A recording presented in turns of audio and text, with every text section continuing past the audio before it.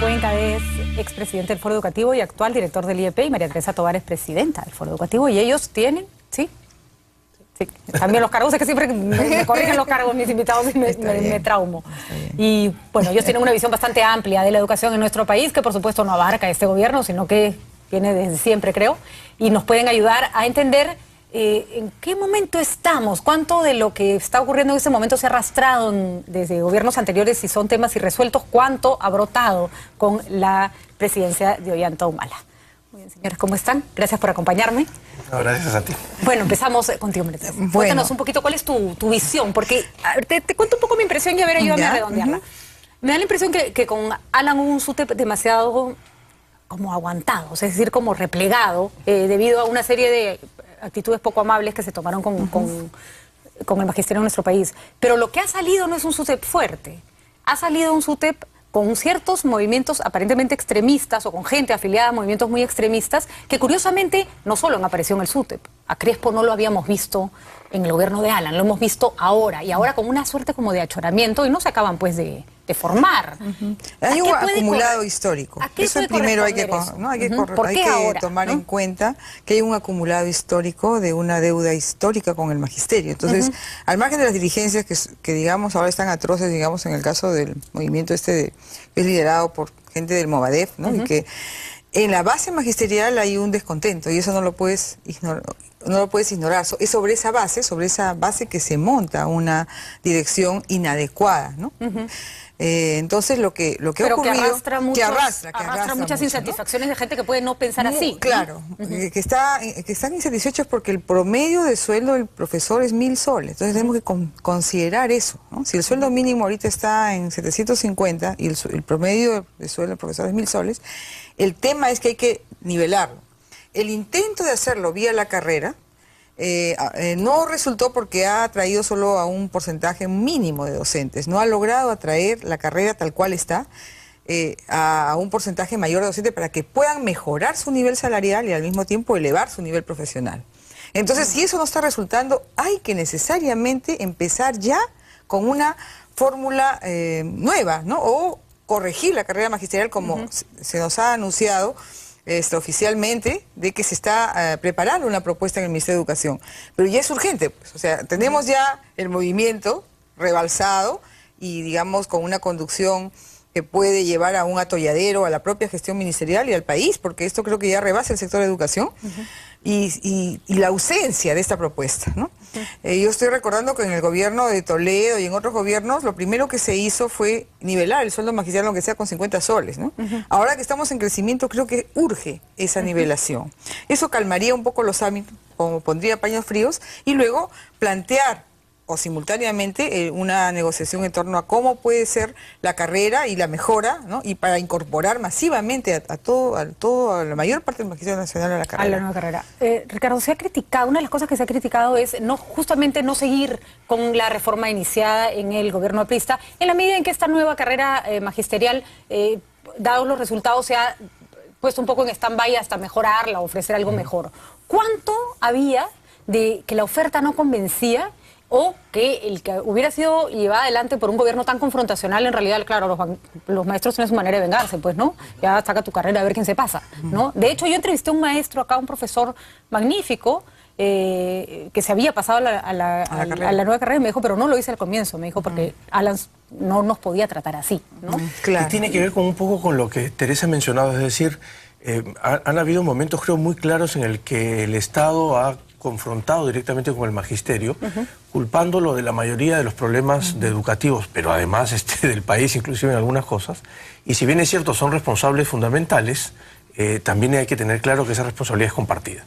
Y entonces, a ver, con el tema de la ley de carrera, contra lo que piensan algunos que creen que yo pienso, yo creo que es mejor que la ley de profesorado. De todas maneras, ¿no? De todas maneras. Ahora, necesita algunos ajustes también, yo lo hubiese hecho de una manera distinta. Hay que acordarse que esta ley fue aprobada, y siempre lo digo, probablemente es la única ley que regule el trabajo docente en América Latina que fue aprobada en medio de una huelga magisterial. Y es una demostración de decirte acá el que manda soy yo, ¿no es cierto? Se exoneró. Que es la base de la política en educación del gobierno de Alan García, exacto, ¿no es cierto? Exacto. Se hizo 25 medidas de política ya te comentaba creo, alguna vez, durante el gobierno de Alan, relacionada solo al magisterio, y como ves no generó ningún cambio, ¿no es cierto? Entonces, para hablar con números concretos, se tenía pensado que 95.000 docentes puedan pasarse a la carrera pública en los 4 años y medio de implementación en el quinquenio pasado. Lo único que se logró fueron 25.000, porque los otros 25.000 no tenían opción, digamos. Si tú quieres buscar un nombramiento para el Estado, solamente la ley vigente para poder ingresar es la ley de carrera pública. Hubo los que se pasaron y los que llegaron con esa ley, pues ya no había nada que hacer, ¿no? Los que se pasaron fueron 25.000. Y entonces, ¿dónde está el error? Como tú bien dices, los profesores reaccionaron ante una medida que parecía absolutamente confrontacional, pero también porque hay que reconocer que más allá del efectismo de la carrera pública y la carrera pública, quien le ganó al ministerio fue el sindicato en el tema de comunicación. Es decir, Chang estaba muy bien mostrando hacia afuera, pero el resultado es que en 5 años hubo solo 25.000 docentes. Y ahora hay que hacer atractivo eso, es decir, yo creo que eso está haciendo bien, aunque como en el caso de Teresa creo que un poco más rápido hubiese sido mejor. Lo que se está haciendo bien con la gestión de la ministra Salas es que se está pensando en una carrera pública, según entendemos, en el que trate de ser muy atractiva para que los docentes puedan pasarse ahí. Uno de los argumentos que se usó, y recuerdo porque en entrevistas, si no me lo dijo el ministro Chang, fue Idel Wexler o algún representante del ministerio del gobierno pasado con los que hablábamos con frecuencia, decían, sí, hay mucha resistencia, pero eso al final va a ceder. Se le debe dejar más tiempo a esta opción o ya es tiempo de cambiarla. No, es tiempo de cambiarla porque no puedes esperar 5 años. O sea, la medida con la cual se recuerda la gestión anterior en educación es la ley de la carrera pública. Y si esa ley de carrera pública no ha dado resultados, entonces tú tienes que decir, bueno, si en 5 años no logré, algo está pasando, hay un conjunto de errores que creo que la actual gestión está analizando y tratando de solventar y resolver, ¿no? Entonces creo que es muy importante, como decía Ricardo, hacer atractiva la carrera. ¿Por qué? Porque hay que convencer al magisterio también de que es necesario e importante su concurso al movimiento de cambio educativo y a la inclusión. Todas las reformas en este país han fracasado cuando no han tenido al magisterio. La reforma más importante, en el año 70, fracasó porque se enfrentó al magisterio. Entonces, lo que no quiere decir hacerle caso a todo lo que dice. Se trata de negociar, de conversar. En la época del gobierno de transición, Compañía Agua se trató de hacer un acercamiento, un pacto de compromisos recíprocos. Creo que por ahí es el camino, ¿no? O sea, es un pacto, una negociación donde yo me comprometo y tú te comprometes y vamos juntos y todos avanzamos, pero hay de por medio un reconocimiento que lo que tú haces es importante, o sea, que lo que el maestro hace es importante y es eso. Desde darle la mano, mira al maestro. Y fíjate... Y decirle, tú vales, ¿no? Claro. Eso y ya fíjate que... ponte un momentito en el lugar del maestro, porque te digo que, o sea, imponiendo las cosas con una bota en la cara, no se van a pasar, pues, ¿no es cierto? Al contrario. Al contrario. Hasta por fregar se va a quedar donde estén o que les vaya peor. Porque tienen una cosa fundamental, es decir, en esta nueva ley, una de las cosas más importantes es el tema de la meritocracia y es el tema de salir del sistema, sea la tercera evaluación, que son 6 años más o menos en promedio, sales desaprobado de manera consecutiva. Eso es una pérdida de estabilidad laboral que todos estamos de acuerdo, que si es un mal profesor no debe estar en clase, pero también supone un cambio. Entonces yo tengo que negociar con el magisterio y decirle, oye, antes tenías estabilidad absoluta y eso está mal, porque hay malos profesores y no pueden seguir. Gracias, Meche. O sea, en la ley del 89, pero bueno, pero en todo caso lo que se necesita es decirle, ok, sí, te voy a sancionar si es que te va mal, pero te voy a premiar si te va bien. Y entonces esa es la parte que tiene que ser atractiva. En todo caso, no sé cuál es exactamente el mecanismo para sacarlo, ¿no? De pronto sacarlo del aula, ponerlo en una capacitación, aunque te salga más caro, y ya si la capacitación no la hace mal, ya chao. Para las 2 primeras veces y a la tercera después de las capacitaciones, ¿no? Sí, se le da una opción. Se le da una opción porque es importante, porque el maestro que ha venido ganando 1.000 soles no ha tenido tiempo para capacitarse. Ha tenido que tener 2 trabajos y no tenía tiempo para estudiar. Entonces le das una oportunidad. No rendiste, entonces te capacitas 1 vez, 2 veces, si ya después de eso ya no puedes... Pero es poco probable, ya, ¿no? Sí. O sea, si alguien que se creo. capacita no lo logra, en realidad nunca debió haber entrado al magisterio porque probablemente no estuvo preparado desde el inicio, ¿no? Y no hay que mirarse tanto el ombligo. Mira, en Chile, que es el país sudamericano, por lo menos que más tiempo se ha implementado esta idea de ir evaluando el desempeño de los docentes con un sistema, vamos a decir, bastante más complejo y sofisticado que el que se implementó acá, que era un examen de lápiz y papel. No llega ni al 0,3% de profesores, porque a la segunda vez que tienes una buena capacitación y una buena evaluación que te dice cómo estás, la pasas. Pues claro, por supuesto. No se trata de jalar a la gente. Por supuesto. Se trata de fortalecerlo. Además es mucho más costoso entrar que entre uno nuevo y llegue a ese nivel. Ya el Estado gastó plata en ese maestro que está en ese punto, ¿no? Ahora, yo quería hacerles la siguiente pregunta. Porque yo creo que si bien la política del gobierno de Alan era discutible y tenía esta cosa como muy impositiva y lo que buscó fue, creo, arrinconar al SUTEP para que no le llenara de huelgas, ¿no es cierto?, el calendario escolar. Y, bueno, logró por lo menos un resultado cortoplacista que no ha servido de mucho, pero que les sirvió para gobernar tranquilos. Pero estaba clarísimo que entre Chang y la forma de gobierno de Alan García había una mirada exacta, ¿no es cierto? O sea, Alan había planteado las cosas así y Chang las ejecutaba de esa forma. Y además con el mismo espíritu. Yo no sé si ustedes sienten que hay una idea clara de lo que se tiene que hacer en educación en este gobierno. No necesariamente lo anterior estaba bien, pero creo por lo menos... creo que hay que mirarlo también en conjunto, ¿no? Exacto. Porque educación no es un sector que esté aparte, ¿no? Entonces, cuando recién empieza la gestión de del presidente Humala, surge una expectativa enorme, ¿no? Porque dice inclusión, democracia, recuperación, transparencia, un montón de cuestiones que son fundamentales. Y creo que ahí empata bien, ¿no? Luego creo que hay un momento difícil, ¿no? Cuando, digamos, con la gestión a nivel del primer ministro se endurece mucho, entonces tú, ¿cómo empujas, ¿no?, la democratización desde la educación cuando por el otro lado estás endureciendo? Como que ahí había una incoherencia, ¿no? Los discursos empiezan a contradecir. Claro, empiezan a contradecirse. Tú no puedes decir, bueno, yo soy ahora ministra de este sector y, bueno, no me interesa si hay muertos o no, ¿no? Creo que hay un momento de tensión. Por eso que creo que el derrotero que tenga esta gestión ministerial en su conjunto también va a marcar el conjunto de las políticas sociales, llámese educación, salud, ¿no? Así es. Si ojalá se dé una lógica de diálogo, de democracia, de negociación, de discusión, ¿no? De mirar lo que está ocurriendo y decidir entre todos qué es lo mejor para el país, creo que eso va a favorecer mucho a una educación, por ejemplo, en democracia, que es lo que una de las cosas que está planteando como novedad esta gestión y que es muy importante.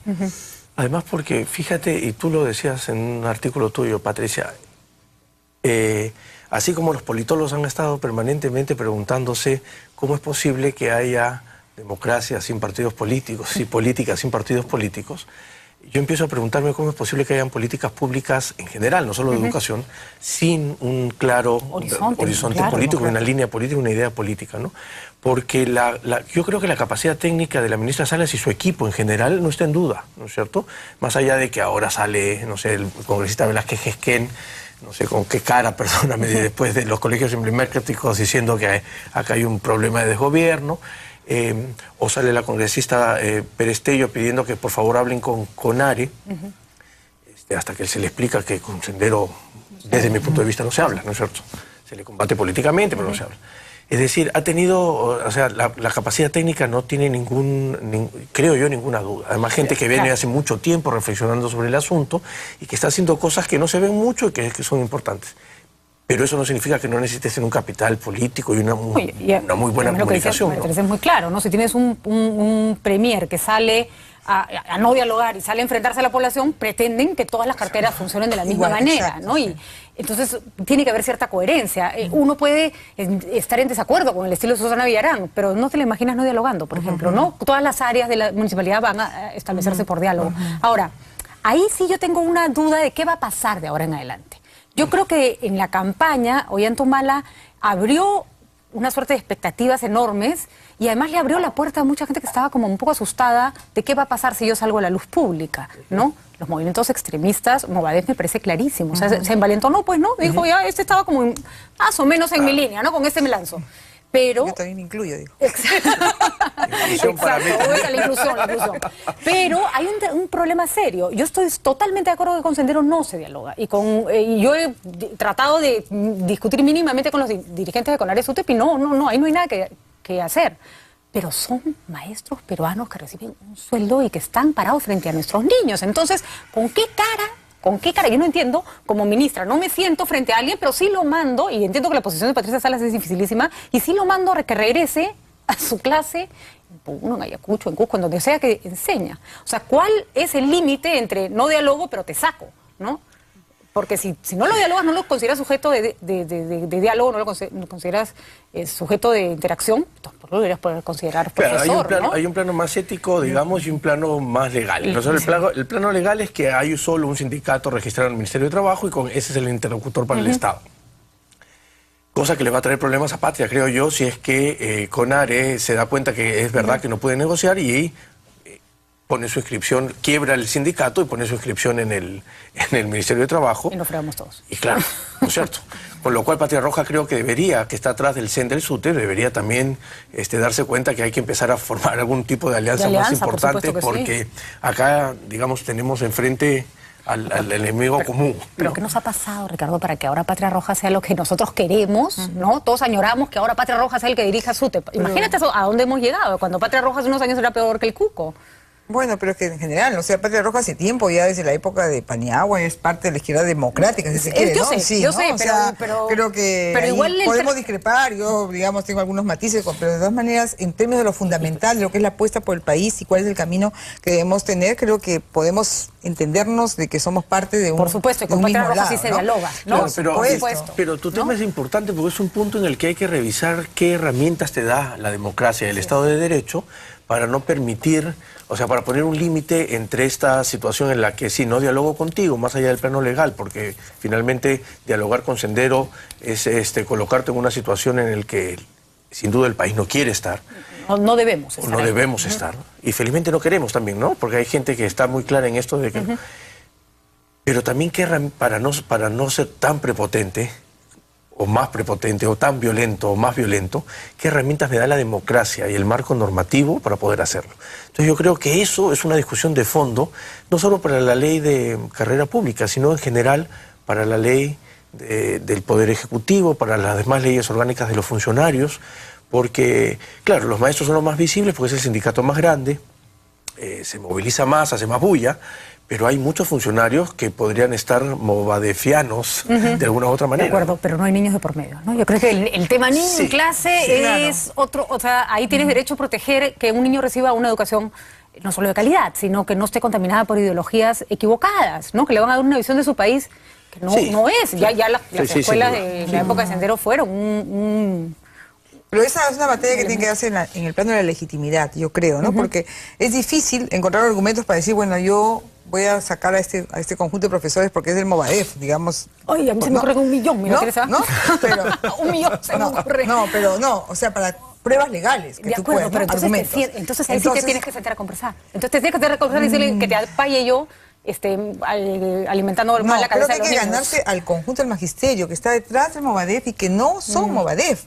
Son maestros. Una vez que los dejas aislados, ya olvídate, ya simplemente ganaste la batalla. O sea, la batalla se gana en la legitimidad de las causas, no con la imposición. De hecho, no encuentro una salida. Me parece un tema complejísimo. Me parece que nos estamos poniendo en un lugar muy difícil a la hora que no hablamos, pero sí los dejamos seguir en las aulas. Entiendo perfectamente lo que dicen, pero por Dios, porque qué complicada legalmente situación. tú puedes sacar sí a un maestro que es violador, abusador, eso está legado, esto está normado. Entonces lo puedes sacar y lo puedes, claro, ¿no? Claro, la otra figura es una figura de apología al terrorismo, digamos, se ha presentado una propuesta de ley. Qué difícil. Bueno, señores, tengo que irme, me quedaría hablando con ustedes toda la tarde, pero tengo un corte lineal que hacer. Les agradezco haber estado acá, creo que clarísimas las explicaciones, está bastante claro además lo que hay por hacer. La ministra Salas no puede estar sola frente a problemas que rebasan ampliamente su cartera. Yo creo que estamos viviendo las secuelas de no habernos pensado como país post-Sendero, ¿no? Nadie se puso a pensar qué iba a pasar el día que apareciera Movadef, que hubiera gente que se contara otra historia. Pensabas que Abimael preso y era el fin de Sendero. Así es. Y hay una situación post que muy compleja y que la están sufriendo nuestros niños. Nosotros nos vamos a una pausa, les agradezco a mis invitados por esta magnífica conversación y regresamos con más para ustedes.